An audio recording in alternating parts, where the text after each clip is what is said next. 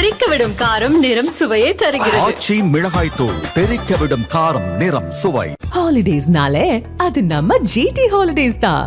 GT Holidays, South India's #1 travel brand. You know you are special when you're with GT Holidays. நமது நாட்டின் ஜம்மு காஷ்மீர் எல்லையில் கார்கில் பகுதியை ஆக்கிரமிக்க முயன்றபோது இந்திய படையால் பாகிஸ்தான் ராணுவம் ஓட விரட்டியடிக்கப்பட்ட கார்கில் போர் வெற்றி தினம் ஆண்டுதோறும் ஜூலை 26 கொண்டாடப்பட்டு வருகிறது. இந்த போரில் உயிர் தியாகம் செய்து நமது நாட்டின் இராணுவ வீரர்களை நினைவு கூறும் வகையிலும் அந்த போரில் பங்கேற்ற வீரர்களுக்கு மரியாதை செலுத்தும் வகையிலும் இந்த நாள் நாடு முழுவதும் கொண்டாடப்பட்டு வருகிறது.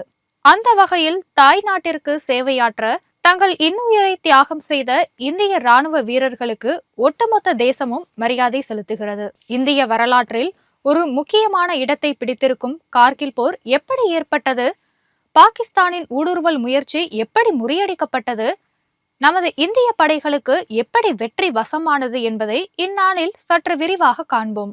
கார்கில் பல நதிகள் சங்கமிக்கும் ஒரு பள்ளத்தாக்கு பகுதியில் அமைந்திருப்பதாகும். வடக்கு மற்றும் தெற்கு சுரு நதி பள்ளத்தாக்கு, தென்கிழக்கே லேவுக்கு செல்லும் வாகாரோங் பள்ளத்தாக்கு மற்றும் கிழக்கே சோட் பள்ளத்தாக்கு, படாலிற்கு அருகிலுள்ள சிந்து பள்ளத்தாக்கு என இயற்கை அழகு அறம் அமைக்க மிகவும் ரம்யமான ஒரு சூழலில் இது அமைந்திருக்கிறது. இதேபோல் வடக்கே சிறிது தூரத்தில் டிராஸ் நதி சுரு பள்ளத்தாக்கிலிருந்து பிரிந்து சோஜிலா கணவாய் மற்றும் காஷ்மீருக்கு வழிவகுக்கிறது. சுரு பள்ளத்தாக்கில் மேலும் வடக்கே சிந்து பள்ளத்தாக்கில் இது அடைகிறது. மொத்தத்தில் காஷ்மீர், லடாக் மற்றும் பாகிஸ்தான் இடையேயான பாதைகளின் முக்கிய சந்திப்பில் அமைந்துள்ளது. கடந்த 1947 பிரிட்டிஷ் அரசு இந்துக்களின் பெரும்பான்மையாக இருந்த பகுதியை இந்தியா என்றும் முஸ்லிம்களின் பெரும்பான்மையாக இருந்த பகுதியை பாகிஸ்தான் என்றும் பிரித்தது. அதன் பிறகுதான் சகோதர நாடுகளாக இந்தியாவிற்கும் பாகிஸ்தானுக்கும் இடையே பதற்றங்கள் எழுந்தன. இந்த பிரிவினையானது அதிக அளவிலான இடம்பெயர்வு, வகுப்புவாத வன்முறை மற்றும் லட்சக்கணக்கான மக்களின் மரணத்தை தூண்டியது. 1947 பாகிஸ்தானில் ஆதரிக்கப்பட்ட பழங்குடியின போராளிகள் காஷ்மீரை கைப்பற்ற முயன்றபோது முஸ்லிம்கள் பெரும்பான்மையாக இருந்த காஷ்மீரின் ஹிந்து ஆட்சியாளரான ஹரி சிங் சர்தார் வல்லபாய் பட்டேலின் முயற்சியால் இந்தியாவுடன் காஷ்மீரை இணைத்தார். அது முதல் இந்தியா பாகிஸ்தான் இடையேயான பகை 3 போர்களை உருவாக்கிவிட்டது. 1965 மற்றும் 71 ஆண்டுகளில் நடந்த போர்கள் இவ்விரு நாடுகளுக்கு இடையேயான பகைமையை மேலும் தீவிரப்படுத்தியது. 1971 நடைபெற்ற போர் கிழக்கு பாகிஸ்தானிலிருந்து வங்காளதேசத்தை உருவாக்குவதற்கும் 1972 சிம்லா ஒப்பந்தத்திற்கும் வழிவகுத்தது. 1947 நடந்த இந்திய பிரிவினைக்கு முன் கார்கில் பகுதி லடாக்கின் பாகிஸ்தான் மாவட்டத்தோடு இணைந்திருந்தது. உலகின் பல உயர்ந்த மலைகளை கொண்ட கார்கில் பகுதி பல இன, மொழி மற்றும் சமய வேறுபாடுடைய மக்களை கொண்டது. காஷ்மீர் போருக்கு பிறகு, அதாவது 1947-48 பிறகு வரையறுக்கப்பட்ட கட்டுப்பாட்டு கோட்டின்படி கார்கில் நகரம் இந்திய மாநிலமான ஜம்மு காஷ்மீரின் லடாக் பகுதியுடன் இணைக்கப்பட்டது. 1971 நடைபெற்ற இந்தியா பாகிஸ்தான் போரில் பாகிஸ்தானின் தோல்விக்கு பின் இந்தியாவும் பாகிஸ்தானும் செய்து கொண்ட சிம்லா உடன்படிக்கையில் இரு நாடுகளும் கட்டுப்பாட்டு எல்லையை தாண்டி இராணுவ மோதல்களில் ஈடுபடக்கூடாது என்று ஒப்புக்கொள்ளப்பட்டது. கார்கில் நகரம் ஸ்ரீநகரில் இருந்து 205 கிலோமீட்டர் தொலைவில் இந்தியாவிற்குட்பட்ட பகுதிகளில் வடக்கு எல்லையில் உள்ளது. இமயமலைக்கு அருகில் அமைந்துள்ளதால் மிதமான வானிலை கொண்டதாக கார்கில் விளங்குகிறது. கோடை காலங்கள் குளுமையாகவும் குளிர்காலங்களில் நீண்டதாகவும் மிகவும் குறைந்த வெப்பநிலை கொண்டதாகவும் இருக்கும் ஸ்ரீநகரையும் லேவையும் இணைக்கும் தேசிய நெடுஞ்சாலையான NH-1D கார்கில் வழியாக தான் செல்கிறது. கார்கில் நகரம் ஊடுருவப்பட்டதற்கு முக்கிய காரணமே அதன் அருகில் இருந்த காலியான இராணுவ கண்காணிப்பு தளங்களாகும். இது போன்ற இடங்களில் மலை முகடுகளின் உச்சியில் தற்காப்பு நிலைகள் ஏற்படுத்தப்பட்டால் அது கோட்டையை போன்ற பாதுகாப்பை தரும். உயரத்தில் இருக்கும் இராணுவத்தை எதிர்த்து போரிடும் படையினருக்கு பன்மடங்கு அதிக பலம் தேவைப்படும் என்பது மட்டுமின்றி நடுங்க வைக்கும் குளிரையும் அப்படையினர் தாக்குப்பிடிக்க வேண்டும். பாகிஸ்தானின் கட்டுப்பாட்டில் உள்ள லகார்டூ என்னும் நகரம் கார்கிலிலிருந்து 173 கிலோமீட்டர் தொலைவில் உள்ளது. அந்த நகரம் பாகிஸ்தான் படையினருக்கு தாக்குதலின் போது தேவையான ஆயுதங்கள் மற்றும் பிற தளவாடங்களை விநியோகிக்கக்கூடியதாக அமைந்தது. 1971ஆம் ஆண்டு நடந்த இந்தியா பாகிஸ்தான் போருக்கு பின் இரு நாடுகளுக்கு இடையே பெரும்பாலும் அமைதியே நிலவியது. ஆனால் சியான்சின் பனிமழையை கட்டுப்பாட்டுக்குள் கொண்டு வருவதற்கு இரு நாடுகளும் செய்த முயற்சிகளும் அதன் காரணமாகவே அமைக்கப்பட்ட இராணுவ கண்காணிப்பு நிலைகளும் சிறிய அளவில் மோதல்கள் ஏற்பட காரணமாக அமைந்தது. காஷ்மீரில் 1990களில் பாகிஸ்தான் ஆதரவுடன் நடந்த பிரிவினைவாத மோதல்களும் இரு நாடுகளும் 1998இல் மேற்கொண்ட அணு ஆயுத சோதனைகளும் பதற்றம் அதிகரிக்க காரணமாயின. பதற்றத்தை தணிக்கவும் காஷ்மீர் மோதல்களை அமைதியான முறையில் தீர்த்து கொள்ளவும் இரு நாடுகளும் பிப்ரவரி 1999ஆம் ஆண்டு லாகூர் உடன்படிக்கையில் கையெழுத்திட்டன. வாஜ்பாய் பிரதமராக இருந்தபோது இந்தியா பாகிஸ்தான் இடையேயான நல்லுறவை பெரிதும் விரும்பினார். அதன்படி விரும்பியதோடு நிற்காமல் அதை நடைமுறைப்படுத்த ஏராளமான நடவடிக்கைகளையும் அவர் மேற்கொண்டார். ஆனால் பாகிஸ்தான் இராணுவத்தினரோ எல்லை தாண்டிய ஊடுருவல் தாக்குதல்களை தொடர்ந்து கொண்டே இருந்தனர். இதனால் இந்தியா பாகிஸ்தான் இடையே பதற்றம் இருந்த வண்ணமே இருந்தது. ஆனாலும் வாஜ்பாய் மனம் தளரவில்லை.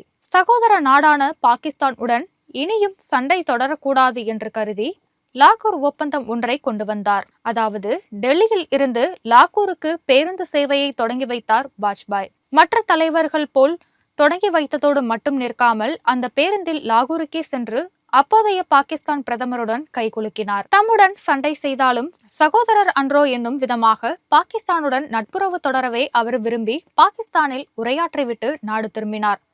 இந்த அரிய நிகழ்வு நடந்த 3 மாதங்களில் பிரதமர் வாஜ்பாய்க்கு மிகப்பெரிய அதிர்ச்சி காத்திருந்தது. ஆம், உலகளாவிய அளவில் கவனம் பெற்ற கார்கில் போரை தொடங்கி துரோகம் செய்தது பாகிஸ்தான். லாகூர் ஒப்பந்தத்துக்கு பிறகு நடந்த இந்த கார்கில் போர் பாகிஸ்தான் இந்தியாவை முதுகில் குத்தும் செயல் என ஆட்சியாளர்கள் விமர்சித்தனர். ஆனால் இதற்கு முழு முதற் காரணமாக கருதப்படுபவர் அப்போதைய இராணுவ அதிபர் பர்வேஸ் முஷரப் அவரின் பயங்கரவாத முன்னெடுப்புதான். இந்திய எல்லைக்குள் பாகிஸ்தான் நாட்டினர் உள்ளே புகுற காரணமாக இருந்தது. இதை உறுதி செய்யும் வகையில் இந்த போரின் போது அந்த நாட்டின் அதிபராக இருந்த நவாஸ் ஷெரீப் கார்கில் போர் நடந்ததுக்கு முக்கிய காரணம் இராணுவ அதிபர் முஷரப் என்னும் குற்றச்சாட்டை முன்வைத்தார். 1998ஆம் ஆண்டு நடைபெற்ற நாடாளுமன்ற தேர்தலில் அதிக இடங்களை வென்ற பாஜக, தெலுங்கு தேசம், அதிமுக உள்ளிட்ட கட்சிகளின் ஆதரவோடு பாஜகவை சேர்ந்த மூத்த தலைவர் அடல் பிகாரி வாஜ்பாய் பிரதமராக பதவியேற்றார்.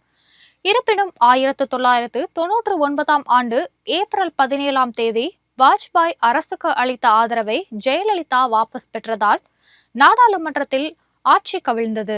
புதிய தேர்தலுக்கு வித்திட்டது. மத்திய அரசின் ஆட்சி கவிழ்ந்த நிலையில் காபந்து பிரதமராக வாஜ்பாய் இருந்தார். இந்த காலகட்டத்தில்தான் பாகிஸ்தான் படையினர் இந்திய பகுதிக்குள் ஊடுருவ முயன்றனர். கார்கில் போரும் மூண்டது. இந்தியா பாகிஸ்தான் எல்லை கட்டுப்பாட்டு கோட்டு அருகே இருக்கும் கார்கில் கடல் மட்டத்திலிருந்து கிட்டத்தட்ட 15,000 அடி உயரத்தில் அமைந்திருக்கிறது. நாடு முழுவதும் கடும் கோடை வெப்பம் நிலவும் காலத்தில் கூட இங்கு மிக கடுமையான குளிர் வாட்டி வதைக்கும். இந்த எல்லை கட்டுப்பாட்டு கோட்டின் இரு பகுதியிலும் பாகிஸ்தான் மற்றும் இந்திய இராணுவ முகாம்கள் அமைந்துள்ளன. இரு நாட்டு இராணுவமும் அந்த பகுதியில் முகாமிட்டு இரவு பகலாக எல்லையை கண்காணித்து வருகின்றன. இப்படிப்பட்ட சூழலில் கடந்த 1999ஆம் ஆண்டு ஏப்ரல் மாதம் கார்கிலில் மீண்டும் பாதுகாப்பு பணியை தொடர சென்ற இந்திய இராணுவத்துக்கு அதிர்ச்சி காத்திருந்தது. 1999ஆம் ஆண்டு மே மாதம் 2வது வாரத்தின் ஒரு நாள் ஆடு மேய்க்கும் சிறுவர்கள் 2 மிகவும் பதற்றத்துடன் காவல்துறை அலுவலகத்திற்கு ஓடி வந்து தாங்கள் ஆடு மேய்க்க சென்ற இடத்தில் சில நபர்கள் பெரிய துப்பாக்கிகளை வைத்துக்கொண்டு பேசிக்கொண்டு இருந்தார்கள். எங்களை பார்த்ததும் அவர்கள் எங்களை துரத்த ஆரம்பித்தார்கள். நாங்கள் அவர்களிடமிருந்து தப்பித்து ஓடி வந்துவிட்டோம் என்று தெரிவித்தனர். இந்த சம்பவம் நடந்த இடம் காஷ்மீரின் கார்கில் பகுதியாகும். அதாவது பாகிஸ்தான் இராணுவம் பயங்கரவாதிகளுடன் கைகோர்த்து கொண்டு இந்திய பகுதிகளை ஆக்கிரமித்திருந்தது. 5000த்திற்கும் மேற்பட்டோர் எல்லை தாண்டி இந்திய நிலைக்குள் ஊடுருவி இருப்பதும் கண்டுபிடிக்கப்பட்டது. இது திடீரென நடந்தது அல்ல. பாகிஸ்தானில் திட்டமிட்டே ஆபரேஷன் ஃபாதர் என்ற பெயரில் கடந்த பல நாட்களாக நடத்தப்பட்ட அத்துமீறல் என்பதை இந்தியாவும் உணர்ந்தது. அதாவது கார்கில் பகுதிக்குள் ஊடுருவி ஸ்ரீநகர் லே நெடுஞ்சாலையை துண்டித்து விட்டால் அங்கிருந்து இந்தியாவை எளிதில் தாக்கலாம் என்றும் இதன் மூலமாக காஷ்மீர் பிரச்சனைக்கு தீர்வு காணலாம் என்றும் பாகிஸ்தான் பகல் கனவு கண்டது. அதன்படியே இந்த ஊடுருவல் முயற்சிக்கு பாகிஸ்தான் இராணுவத்தினர் தீவிரவாதிகளின் துணையுடன் பல வருடங்களாக திட்டமிட்டு வந்திருக்கின்றனர். பாகிஸ்தானில் இராணுவ புரட்சி மூலம் ஆட்சியை கைப்பற்றி இராணுவ தளபதியாகவும் அந்த நாட்டின் அதிகாரமிக்க தலைவராகவும் இருந்த முஷ்ரஃபின் கண்காணிப்பில்தான் இந்த அத்துமீறலும் அரங்கேறியது. கார்கில் பள்ளத்தாக்கு பகுதியில் மாடு மேய்ப்பவர்கள்தான் முதலில் இந்த ஊடுருவலை இந்திய இராணுவத்தின் பார்வைக்கு கொண்டு வந்தனர். மலை முகடுகளில் மாடு மேய்க்க சென்றவர்கள் பாகிஸ்தான் இராணுவத்தினரின் நடமாட்டத்தை பார்த்து அதிர்ச்சி அடைந்தனர். அப்போதும் இது தீவிரவாதிகளின் செயலாகத்தான் இருக்கும் என்று நமது இராணுவம் நினைத்தது. ஆனால் அடுத்த சில நாட்களில் அங்கிருந்து கார்கில் இராணுவ கிடங்கை குறிவைத்து குண்டு வீசப்பட்டதில் இராணுவ கிடங்கு சேதமடைந்தது. அதற்கு பிறகுதான் பாகிஸ்தான் இராணுவம் ஊடுருவி இருக்கிறது என்பதை உறுதி செய்தனர். அது மட்டுமின்றி உயரமான இடங்களை அடைந்த பாகிஸ்தான் கூட்டுப்படை மே 5ஆம் தேதி இந்திய இராணுவத்தினர் மீது தங்களது திட்டமிட்ட தாக்குதலை தொடங்கியது. பாகிஸ்தான் ஆக்கிரமிப்பு காஷ்மீரில் உள்ள கிளர்ச்சியாளர்கள் எல்லை கட்டுப்பாட்டு கோட்டை கடந்து இந்திய பகுதிக்குள் ஊடுருவியதுதான் இப்போருக்கு தொடக்க புள்ளியாக அமைந்தது. முக்கியமான ஒரு நிகழ்வை கூட்டாக செய்து முடிக்க வேண்டும் என்றால் அதற்கு ஒரு பெயரை வைத்து தொடர்ந்து அது குறித்தான தகவல்களை பகிர்ந்து கொள்ளவும் திட்டமிட்ட செயல் எந்த அளவிற்கு நிறைவேற்றப்பட்டிருக்கிறது என்று அணுகும் வகையில் இது உதவிடும். இந்த விஷயத்தையும் இராணுவத்தினர் மத்தியில் ஏக பிரபலம் இந்திய வரலாற்றில் 2 முறை ஆபரேஷன் விஜய் என்ற பெயரில் போர் நடந்திருக்கிறது. முதலாவதாக 1961ஆம் ஆண்டு நமக்கும் பாகிஸ்தானுக்கும் இடையே நடைபெற்ற போர். 1498ஆம் ஆண்டு வாஸ்கோடகாமா இந்தியா வந்த நாள் தொடங்கி சுமார் 450 ஆண்டுகளாக நம்மை ஆக்கிரமித்திருந்த போர்ச்சுகலை வெளியேற்றும் வகையில் நடத்தப்பட்ட போர் இது. இன்னொன்று கடந்த 1999ஆம் ஆண்டு இந்தியா பாகிஸ்தான் பிரிவினைக்கு பிறகு நடைபெற்ற கார்கில் போர். விஜய் என்றால் வெற்றி என்று பொருள் தரும் கார்கில் போர் வெற்றியடைய வேண்டும் என்ற நோக்கத்தில் ஆபரேஷன் விஜய் என்று பெயரிடப்பட்டது. கார்கில் போர் 3 கட்டங்களை கொண்டது. பாகிஸ்தானால் கைப்பற்றப்பட்ட பகுதிகளை அடையாளம் கண்டு இழந்த முக்கிய பகுதிகளை மீண்டும் கைப்பற்றவும், இந்த பாதையில் இராணுவ போக்குவரத்தை அனுமதிக்கும் வகையில் தேசிய நெடுஞ்சாலையை விடுவிப்பதும் முதல் கட்டமாகும். பாகிஸ்தான் ஊடுருவல்காரர்களால் ஆக்கிரமிக்கப்பட்ட பகுதிகளை கண்டறிந்து அவர்களை வெளியேற்ற வேண்டும்.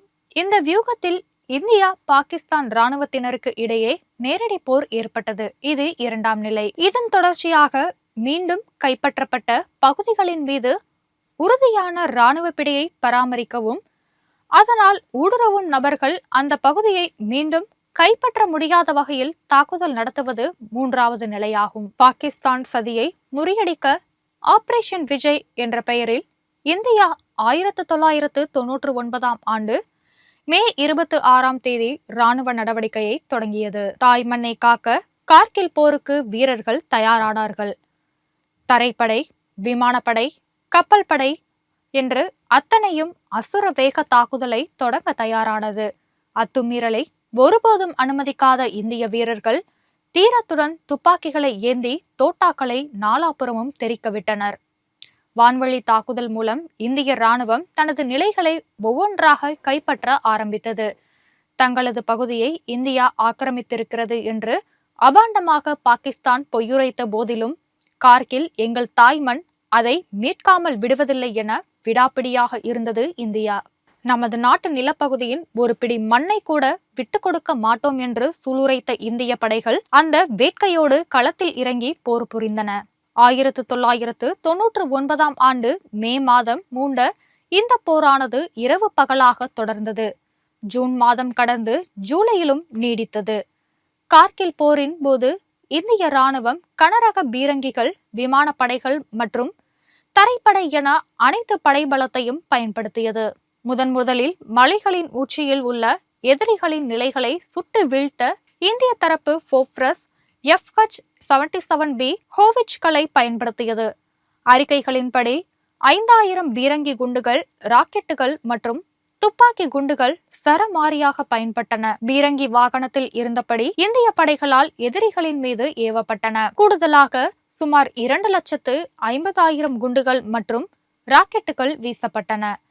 இந்த மோதலின் போது இஸ்ரேல் இந்தியாவிற்கு ஆளில்லா விமானங்களை வழங்கியது. போரில் தேசத்தின் வெற்றியை உறுதி செய்வதில் இந்திய விமானப்படை முக்கிய பங்கு வகித்தது. எதிரிகளின் முக்கிய நிலைகளை IAF குண்டு வீசி தாக்கியது.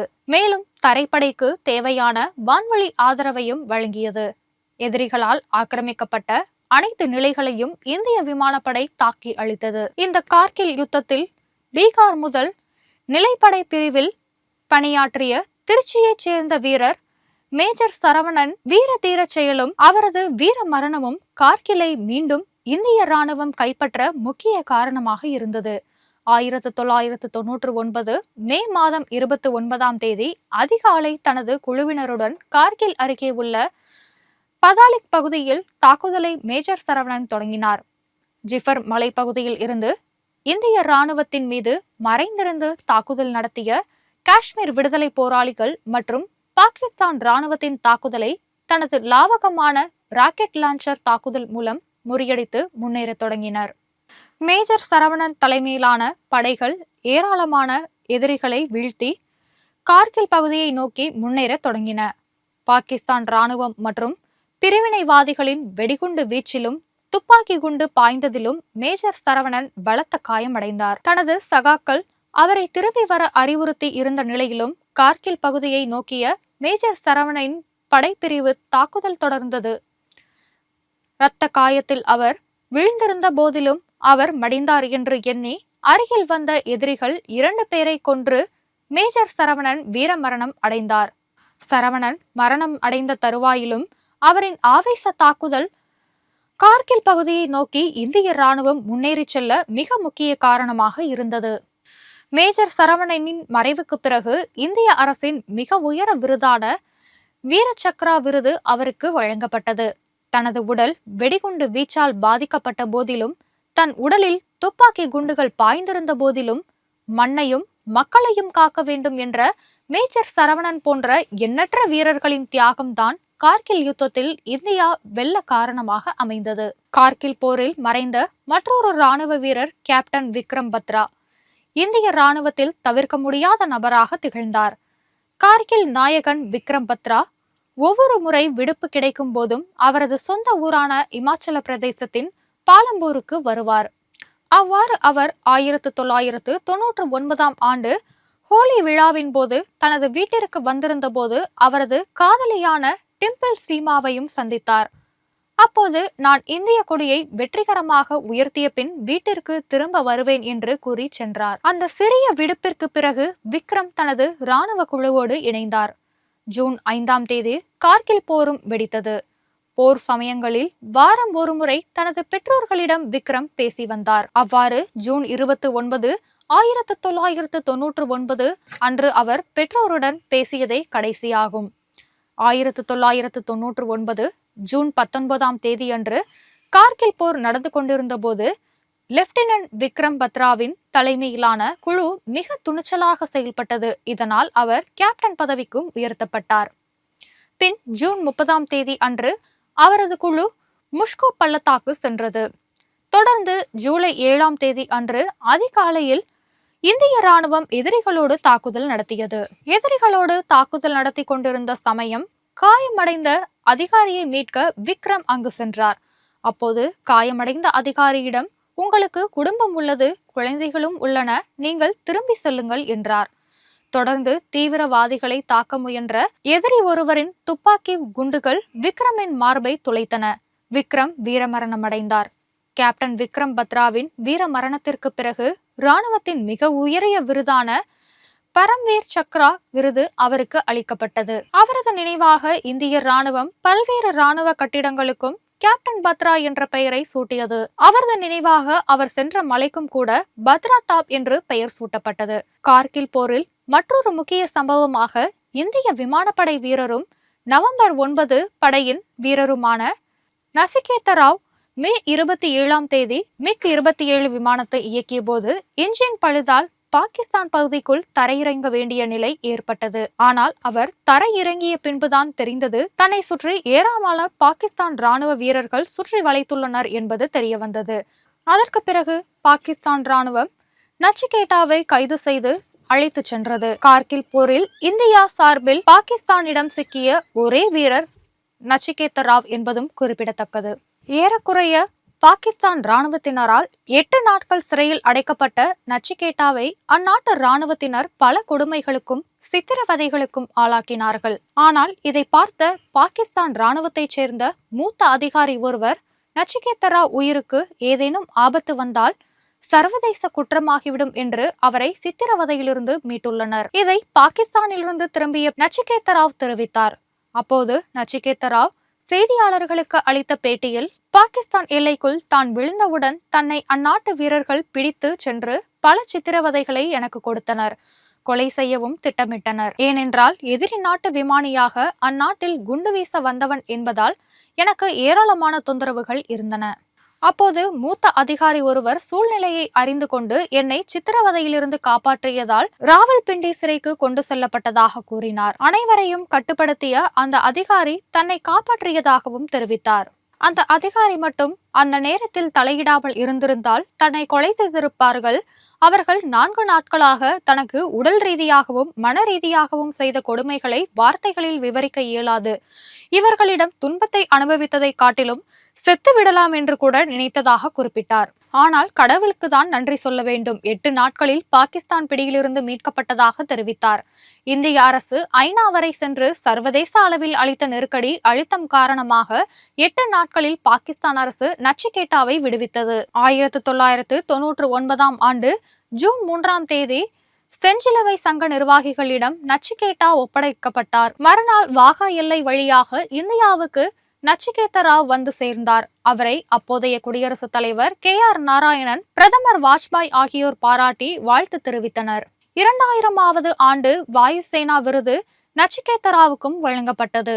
விஜய் என்றால் வெற்றி, நிச்சய வெற்றிக்காக ஆபரேஷன் விஜய் செயல் திட்டத்துடன் இந்தியா சூளுரைத்தது போலவே நமது வீரர்களின் தன்னலமற்ற தியாகத்தாலும் துணிச்சலாலும் நமக்கு படைபல் வெற்றியை தன்வசப்படுத்தின. தோல்வி உறுதி என தெரிந்த பிறகு ஆதரவு தேடி அமெரிக்காவுக்கு ஓடினார் அப்போது பாகிஸ்தான் பிரதமராக இருந்த நவாஸ் ஷெரீப். அன்றைய காலகட்டத்தில் அதிபர் பில் கிளின்டன் தலைமையிலான அமெரிக்க அரசும் பாகிஸ்தானின் அத்துமீறலை விமர்சித்தது. இந்திய தரப்பு நியாயத்தை உணர்ந்த அமெரிக்கா உடனடியாக கார்கில் இருந்து படைகளை வாபஸ் பெறும்படி பாகிஸ்தானை எச்சரித்தது. இதனால் வேறு வழியில்லாமல் பாகிஸ்தான் போரில் பின்வாங்க ஒப்புக்கொண்டது. பாகிஸ்தான் படைகள் 80% வெளியேறிய பிறகும் ஊடுருவிய தீவிரவாத குழுக்கள் போரை தொடர்ந்தன. அவர்களை ஒரு வாரத்தில் அடித்து விரட்டி கார்கில் பகுதி முழுவதையும் நமது ராணுவத்தினர் கட்டுப்பாட்டில் கொண்டு வந்தனர். இந்திய ராணுவம் அதன் வெற்றிகரமான ராணுவ நடவடிக்கையின் போது டைகர் ஹில், 4875 மற்றும் டோலோலிங் உள்ளிட்ட முக்கிய பகுதிகளை மீண்டும் கைப்பற்றியது. போர் முடிவுக்கு வந்ததாக ஜூலை 26ஆம் தேதி இந்தியா உலகுக்கு அறிவித்ததோடு கார்கில் மலையில் வெற்றி கொடியையும் நாட்டியது. பாகிஸ்தான் ஆக்கிரமிக்க முனைந்த கார்கில் மண்ணில் மூவர்ண கொடியை பறக்கவிட்டனர் நம் இந்திய ராணுவ வீரர்கள். கார்கில் போரில் பாகிஸ்தானை ஓட ஓட விரட்டி வென்றதை உலக நாடுகளுக்கு பறைசாற்றும் வகையில் கார்கில் மலை சிகரத்தில் மூவர்ண வெற்றி கொடி பட்டொளி வீசி பறந்தது.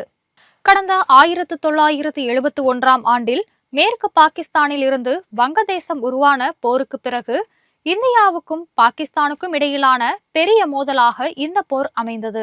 கார்கில் வெற்றியை நாட்டு மக்கள் உற்சாகமாக கொண்டாடிய நிலையில் பொதுமக்களிடையே உரையாற்றிய அப்போதைய பிரதமர் அடல் பிகாரி வாஜ்பாய், கார்கில் பகுதியில் எதிரியிடம் இருந்து நம் தாய்நாட்டின் ஒரு பகுதியை மீட்டெடுப்பதில் தியாக உணர்வையும் அபாரமான வீரத்தையும் வெளிப்படுத்திய இராணுவம் மற்றும் விமானப்படையின் தீரமிக்க வீரர்கள் அதிகாரிகளை வணங்குவதாக கூறினார். கார்கில் போரில் தமது உயிரை தியாகம் செய்வதற்காக நாம் அனைவரும் நன்றி கடனுடன் தலை வணங்குகிறோம், அஞ்சலி செலுத்துகிறோம். ஆனால் சற்றும் சாத்தியமற்ற மலை முகடுகளில் எதிரிகளை எதிர்த்து நின்று நமது ஹீரோக்கள் வெளியேறியதை அநேகமாக நமது நாட்டு மக்கள் அனைவரும் தொலைக்காட்சியில்தான் பார்த்திருக்கிறார்கள். அத்தனை உயரத்தில் போரிட்டு பெற்ற வெற்றி நமது நாட்டின் முழு வலிமையை காட்டுகிறது என வாஜ்பாய் அப்போது பெருமிதம் தெரிவித்தார். நமது படைகளின் துணிச்சலின் அடையாளம் இது. இத்தகைய ஹீரோக்களை எவ்வாறு மறக்க முடியும்? காயமற்ற நிலைகளிலும் விரைவில் நலமடைந்து மீண்டும் இராணுவத்தில் சேர்ந்து போரிட வேண்டும் என்று விரும்பிய அந்த வீரர்களை எவ்வாறு மறக்க முடியும்? உயிரை ஈந்த துணிச்சல் மிக்க வீரர்களின் உடல்களை பெற்றுக்கொண்டு அவர்களின் குடும்பத்தினர் கூறினார்கள், எங்களின் கண்களில் நீர் இல்லை, ஆனால் எங்கள் இதயத்தில் பெருமிதம் இருக்கிறது. இவர்களை நாம் எப்படி மறக்க முடியும் என்று தெரிவித்திருந்தார். தனக்கு ஒரு மகன் மட்டுமே இருக்கிறான், நம்ம நாட்டுக்காக போரிட இன்னொரு மகன் இல்லையே என்று புலம்பிய அன்னையை எவ்வாறு மறக்க முடியும்? வெறுமனே ஆறுதல் சொற்கள் மட்டுமே போதாது என்பதற்கு தனக்கு தெரியும் என்று கூறிய பிரதமர் வாஜ்பாய், உயிர் நீத்த காயமடைந்த வீரர்களின் குடும்பங்கள் வசதியாக கண்ணியமாக வாழ்வதற்கு உதவுகிற விதத்தில் உறுதியான நடவடிக்கைகள் எடுப்போம் என்று உறுதியளித்தார். போரின் போதும் போர் முடிந்த பிறகும் சில நாட்களுக்கு மட்டுமே உயிர் தியாகம் செய்த வீரர்களை நினைக்கிறோம், அவர்களுக்கு சிறப்பு செய்கிறோம். நாட்கள் போக போக அவர்களை மறந்து விடுகிறோம் என்று சொல்லப்படுகிறது. முந்தைய போர்களில் உயிர் நீத்த காயமுற்ற பல வீரர்களை நாம் மறந்துவிட்டோம் என்பது ஒரு சோகமான உண்மை. இது போல மீண்டும் நிகழாது என்று தனிப்பட்ட முறையில் உறுதி அளிப்பதாக பிரதமர் வாஜ்பாய் மிக உருக்கமாக கூறியிருந்தார். கார்கில் போரின் போது இந்தியா ஒரு நாளைக்கு சுமார் 1460 கோடி ரூபாய் செலவழித்ததாக தி நியூ இந்தியன் எக்ஸ்பிரஸ் செய்தி வெளியிட்டிருந்தது. பாகிஸ்தானின் செலவுகள் ஒரு நாளைக்கு சுமார் 370 கோடி ரூபாய் என்று மதிப்பிடப்பட்டது. ஒரு வாரத்தில் இந்தியாவுக்கு $1 பில்லியன் செலவு ஏற்பட்டதாக அதிகாரப்பூர்வ தகவல்கள் தெரிவிக்கின்றன. ஒரு 1000 மணி நேர போரால் இந்தியாவிற்கு 27,000 கோடி ரூபாய் செலவானது. இது விவசாயம், கிராமப்புற மேம்பாடு, எரிசக்தி, தொழில், கனிமங்கள் மற்றும் சமூக சேவைகளுக்கான மொத்த பட்ஜெட் ஒதுக்கீட்டிற்கு சமமாகும். போரின் காரணமாக இரு நாடுகளின் பொருளாதாரமும் கடுமையாக பாதிக்கப்பட்டது. பொருளாதார வளர்ச்சி குறைந்தது, பணவீக்கம் அதிகரித்தது. கார்கில் மாவட்டம் திராஸ், கச்சார், படாலி, துர்துக் ஆகிய பகுதிகளில் நடைபெற்ற கடும் போரில் பாகிஸ்தான் படையினரை விரட்டி வெற்றி வாகை சூடிய நாளான ஜூலை 26ஆம் தேதி கார்கில் வெற்றி தினமாக ஒவ்வொரு ஆண்டும் கடைபிடிக்கப்பட்டு வருகிறது. பெருமையுடனும் இருமாப்புடனும் ஆண்டுதோறும் கார்கில் வெற்றி தினத்தை நாம் இந்த நாளில் கொண்டாடி வருகிறோம். நாம் கொண்டாடும் இந்த சரித்திர வெற்றி எளிதில் கிடைத்துவிடவில்லை. இதற்காக 527 வீரர்கள் தங்கள் தாய் நாட்டுக்காக இன்னுயிரையே கொடுத்து வீரமரணம் அடைந்துள்ளனர். 1863 வீரர்கள் படுகாயமும் அடைந்தனர். அதே சமயம் கார்கில் போரில் பாகிஸ்தான் தனது இராணுவ நோக்கங்களை அடைய தவறியது மட்டுமில்லாமல் கடுமையான அரசியல் எழுச்சியையும் சந்தித்தது. போரின் விளைவு பிரதமர் ஷெரீப் தலைமையிலான அரசாங்கத்திற்கும் ஜெனரல் பர்வேஸ் முஷரப் தலைமையிலான இராணுவத்திற்கும் இடையே ஏற்கனவே கொதித்து கொண்டிருந்த பதட்டங்களை தீவிரப்படுத்தியது. போருக்கு பிறகு ஷெரீப் முஷரப்பை இராணுவ தலைவர் பதவியிலிருந்து நீக்கினார். ஆனால் இராணுவம் ஷெரீப்பை பதவி நீக்கம் செய்து பதிலளித்தது. 1999ஆம் ஆண்டு அக்டோபர் மாதம் முஷரப் ஷெரீப்பை பதவி நீக்கம் செய்ததோடு அரசியலமைப்பு சட்டத்தையும் நிறுத்தி வைத்தார். மேலும் பாகிஸ்தானில் இராணுவ ஆட்சியை அமல்படுத்தியதோடு பர்வேஸ் முஷரப் பாகிஸ்தான் சர்வாதிகாரியாகவும் மாறினார். கார்கில் தொடங்கி ஆட்சி மாற்றம் வரை பாகிஸ்தானை உலுக்கிய நிகழ்வுகள் என்ற தலைப்பில் நசீம் ஜஹ்ரா எழுதிய புத்தகமும் அவற்றில் ஒன்று. அதில் கார்கில் முயற்சி பற்றி பாகிஸ்தானியர்கள் பெருமை கொள்ளும் அதே நேரத்தில் வருத்தமும் கொள்ள வேண்டும் என்பதுதான் குறிப்பிடத்தக்க வேண்டிய விஷயம். இளம் வீரர்கள் 18 அடி உயரத்தில் உள்ள சிகரத்துக்கு பாறைகள் மீது ஏறி குளிர் பருவத்தில் மோசமான சூழ்நிலைகளை தாண்டி சென்றார்கள் என்பது பெருமைப்பட வேண்டிய விஷயம். ஆனால் அவர்கள் எதற்காக அங்கு அனுப்பப்பட்டார்கள் என்று கேள்வியும் எழுகிறது என்று கூறியுள்ளார். ஆரம்பத்தில் இந்திய இராணுவத்தினருக்கு பெரிய பாதிப்புகளை பாகிஸ்தானிய வீரர்கள் ஏற்படுத்தினர். என்ன நடந்தது என்று இந்திய இராணுவத்துக்கே தெரியவில்லை. பாகிஸ்தானிய வீரர்களை அவர்களுடைய இடத்திலிருந்து சில மணி நேரங்கள் அல்லது சில நாட்களில் தூக்கி எறிந்து விடுவோம் என்று இந்திய இராணுவ ஜெனரல்கள் கூறினர் என்றும் நசீம் ஜஹ்ரா தெரிவித்துள்ளார். பாகிஸ்தானிய வீரர்கள் மழையின் உச்சியில் இருந்ததால் உயரமான இடத்திலிருந்து இந்திய வீரர்கள் மீது தாக்குதல் நடத்துவது அவர்களுக்கு எளிதாக இருந்தது. ஆனால் அதன் பிறகு நிலைமை மாறிவிட்டது என்று ஜஹ்ரா குறிப்பிட்டுள்ளார்.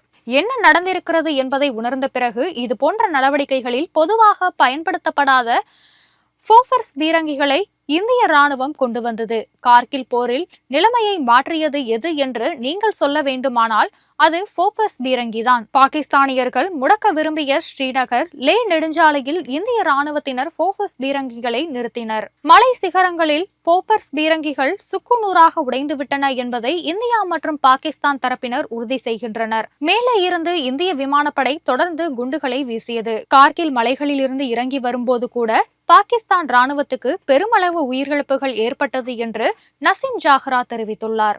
கார்கில் போரின் வெற்றியை தொடர்ந்து இந்தியாவில் இராணுவ உளவு பிரிவு, தொழில்நுட்ப பிரிவு, NTRO ஆகிய அமைப்புகள் கடந்த 2002ஆம் ஆண்டில் ஏற்படுத்தப்பட்டன. இந்த உளவு அமைப்பினாலும் கார்கில் போரில் கற்றுக்கொண்ட அனுபவத்தினாலும் சமீபத்தில் சீன படைகள் கன்வாய் பகுதியில் வாலாட்டிய போது நம் வீரர்கள் விரட்டி அடித்ததும் குறிப்பிடத்தக்கது. கார்கில் போரில் உயிர் தியாகம் செய்த ராணுவ வீரர்களை நினைவு கூறும் வகையிலும் அதில் பங்கேற்ற வீரர்களுக்கு மரியாதை செலுத்தும் வகையிலும் ஒவ்வொரு ஆண்டும் இந்த தினம் நினைவு கூறப்படுகின்றது. கார்கில் போர் வெற்றியின் 25வது தினம் வெள்ளி விழாவாக கடந்த ஆண்டு நாடு முழுவதும் உற்சாகமாக கொண்டாடப்பட்டது. இந்த போரில் இன்னுயிர் நீத்து இந்திய மண்ணை மீட்டெடுத்த இராணுவத்தினருக்கு வீர வணக்கம் செலுத்தும் வகையில் ஜம்மு காஷ்மீரின் கார்கில் மாவட்டம் டிராஸ் பகுதியில் உள்ள கார்கில் போர் நினைவிடத்தில் பிரதமர் மோடி நேரில் சென்று வீர வணக்கம் செலுத்தினார். பின்னர் விழாவில் பேசிய பிரதமர் மோடி, நாட்டிற்காக உயிர் தியாகம் செய்த வீரர்கள் ஒவ்வொருவருக்கும் நாம் கடன்பட்டிருக்கிறோம். இந்தியாவை சீர்குலைக்கும் நோக்கில் எவர் ஒருவர் நம் நாட்டை அணுகினாலும் அடக்கி ஒடுக்கப்படுவர். இந்தியா மீதான தாக்குதல்களை பாகிஸ்தான் இன்றும் மறைமுகமாக தொடர்ந்து வருகிறது என்று சுட்டிக்காட்டினார். வரலாற்றில் இருந்து பாகிஸ்தான் இதுவரை பாடம் கற்றுக்கொள்ளவில்லை. மரணமே இல்லாதது தியாகம் என்பதை கார்கில் வெற்றி நமக்கு உணர்த்துகிறது. அனைத்து விதமான பயங்கரவாத அச்சுறுத்தல்களையும் முறியடிப்போம். பயங்கரவாதிகளின் எண்ணம் ஒருபோதும் ஈடேறாது என பிரதமர் மோடி உறுதியுடன் தெரிவித்தார். இத்தகைய சிறப்புமிக்க கார்கில் போரின் போது வீர மரணமடைந்த இந்திய ராணுவ வீரர்களின் தியாகத்தை நினைவு கூறும் வகையில் நாட்டின் பல்வேறு பகுதிகளிலும் கார்கில் வெற்றி தினம் வழக்கமான உற்சாகத்துடன் கொண்டாடப்படுகிறது. நாம் நிம்மதியாக உறங்க தங்கள் உறக்கம் தொலைந்து எதிரிகளிடமிருந்து நாட்டை பாதுகாக்கும் ராணுவ வீரர்களின் எண்ணற்ற தியாகங்களையும் அறிவோம். இந்திய எல்லையில் காவல் காத்து நம் நாட்டின் எதிரிகளிடம் இருந்து காக்கும் மகத்தான பணியில் ஈடுபட்டு வரும் ராணுவ வீரர்களை கௌரவிக்கவும் தேசம் காக்க உயிர் தியாகம் செய்த வீரர்களின் நினைவை போற்றும் தினமாக கார்கில் வெற்றி தினம் கடைபிடிக்கப்பட்டு வருகிறது. தங்களது வீட்டை விட்டு உற்றார் உறவுகளை பிரிந்து தொலைதூரம் சென்று இரவு பகல் பாராமல் கடும் குளிரையும் பொருட்படுத்தாமல் நாட்டு மக்களின் பாதுகாப்புக்காக எல்லையில் நின்று காவல் காக்கும் பணியில் உள்ள ராணுவ வீரர்களை தேசத்தின் எல்லை காவல் தெய்வங்கள் என்றும் சொல்லலாம். ஏனெனில் அவர்களின் அர்ப்பணிப்பான பணி அத்தகையதாகும். கார்கில் போர் வெற்றி நாளில் இந்தியாவிற்கான சேவையில் இன்னுயிரை தியாகம் செய்த இந்திய ராணுவ வீரர்களுக்கு ஒட்டுமொத்த தேசமும் மரியாதை செலுத்துகிறது. கார்கில் போரில் வெற்றிக்கு வித்திட்ட நமது ராணுவ வீரர்களின் தியாகத்தை இந்நாளில் நாம் நினைவு கூர்ந்து அவர்களை பெருமைப்படுத்துவோம்.